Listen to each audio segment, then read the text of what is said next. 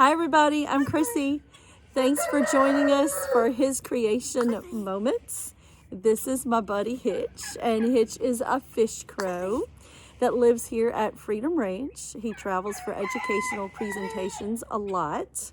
Today, we're just hanging out together. He's on his creance, like we like to call it, and that just means he's out having fun. He's on an adventure. He's picking on the turkeys over there. We're not working at all. We're just hanging out together. And I just wanted to share something with you really fast today.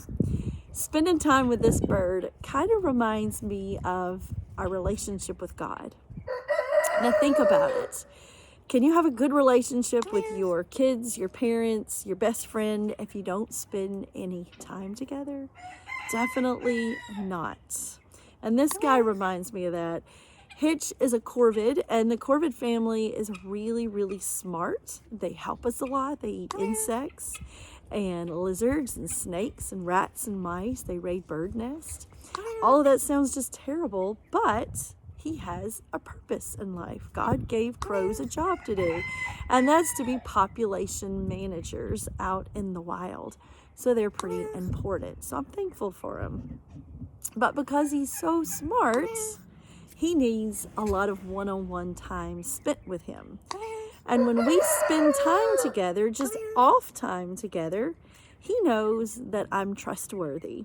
He knows that I'm going to feed him and keep him nice and clean, give him enrichment, toys.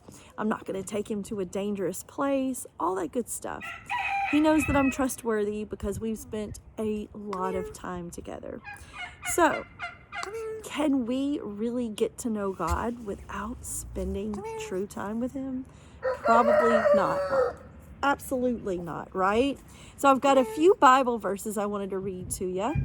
Jeremiah 29:13. You will seek me and find me when you search for me with all your heart.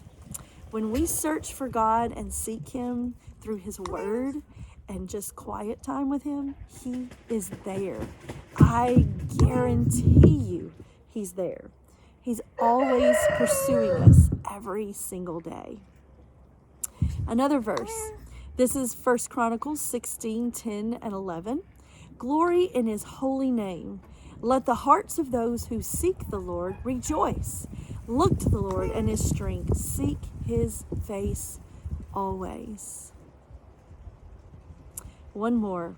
From Hebrews chapter 11, that is the great faith chapter. If you haven't read that chapter, be sure you go and read it. It really explains to us how faithful God has been all throughout eternity. Hebrews 11:6 says, and without faith, it is impossible to please God. Let me read that again. Without faith, it is impossible to please God. Because anyone who comes to him must believe that he exists and that he rewards those who earnestly seek him. How does he reward us? Well, when we know him more, there's more joy in our life. There's more joy in the really good days, and there's more strength in the really bad seasons that are really tough. We know when we know him, and we spend time with him, we know he's there, no matter what season of life that we are in. Okay, so I lied. I'm going to read one more Bible verse, two more for you. This one's my favorite, Psalm 139, 1-4. If you have not read Psalm 139, please go and read it. It will soothe your soul, I promise. O Lord, you have searched me and known me. You know when I sit down and when I rise up. You understand my thought from afar. You scrutinize my path and my lying down and are intimately acquainted with all my ways. Even before there is a word on my tongue, behold, O Lord, you know it all. God knows us so well. Don't we want to get to know this God of the universe that knows us so well?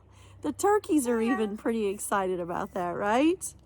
All right, last verse. And this verse is going to kind of prepare us for the next video we're going to do. We're going to do a little video about Mary and Martha.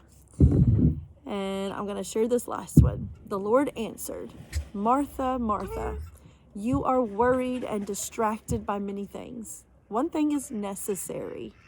Mary has chosen the better part. It won't be taken away from her.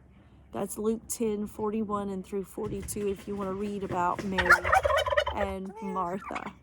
Do you notice how Jesus said Martha twice? When he says something twice, he really wants us to listen, right? And he's not speaking to Martha in a condemning way. He is speaking to Martha in a very compassionate way. He understands that Martha is stressed, that she's worried about a lot of things, that she's very, very busy, but he acknowledges that the first thing we have to do, the necessary thing that we have to do is spend time with him, with our Savior, Jesus Christ. That makes life more joyful. It makes life worth living. So I encourage you to, read the Bible every day, of course. B, pray. Spend that quiet time with the Lord. And C, maybe journal. I love to journal because I like to go back and read about the promises God has given me. There have been many times that God has spoken something to me at just the right time to help me through some season in my life. And we need that. We need it. So get a journal. Write down verses that are meaningful to you. Write down what God's telling you in that verse. Write down how God has encouraged you. And the more time we spend with him, the more time we spend with him, the more encouraging he's going to be. Because if we know him more, we can have more faith in him and we can recognize his voice. And that's amazing. The God of the universe, we can recognize his voice and know what he's saying to us when we seek him with all of our hearts. Y'all have a wonderful day, and we'll see you next time to talk more about Mary and Martha. Thank you, Hitch, for being such a chatterbox. Yes. I appreciate it. Y'all have a great day.